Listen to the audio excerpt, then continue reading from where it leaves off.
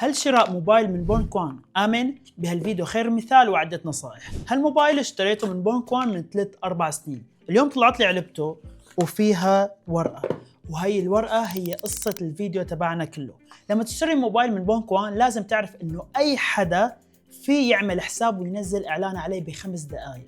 فممكن يكون شركة، ممكن يكون شخص حصل عليه كهدية، ممكن يكون نصاب او سارقه.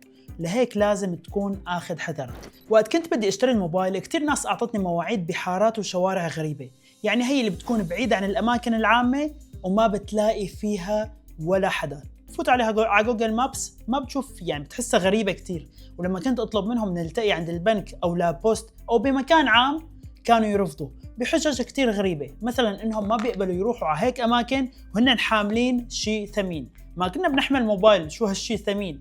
بس كنت كتير محتاج الموبايل وكان مقطوع بوقتها، والاسعار على البونكوان كمان كانت كتير ارخص. فكملت بحث وبالاخير لقيت حدا يمكن يكون عم يتابعني هلا، وسالته اذا بيقبل يجي على الشركه اللي بيشتغل فيها. شركه معروفه وفيها سكيورتي واستقبال وكل شيء، وما رفض يجي. انا هون امنت، لكن بيبقى عنا مشكلتين. الاولى لو كان هالموبايل مو اصلي، والثانيه لو كان هالموبايل مسروق. هلا بالنسبه للاصلي او لا، انا تاكدت منها بسهوله بعد ما فتحنا كرتونته لاول مره سوا، وبالايفون التاكد من هالشيء مو صعب ابدا. اما فكره انه مسروق او لا، فهون بتجي فكره هالورقه اللي اسمها اتستاسيون دو فونت او لتر دو سيسيون، او الاثنين بتلاقوها على النت بكل سهوله.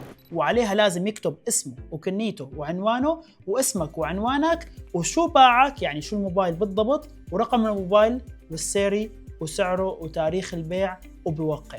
وهون لازم تتاكد انت بس من تطابق اسمه اللي كتبه على الورقه مع هويته. بهالشكل بتكون اشتريت الموبايل وانت مريح راسك ومأمن. اما غير هيك فممكن يكون في خطر ومشاكل ووجع راس. خبروني اذا شي مره اشتريتوا موبايل من حدا على الانترنت، وخلوني نشوفكم بالفيديو الجاي. كنت معكم انا عمر كوكاش، سلام.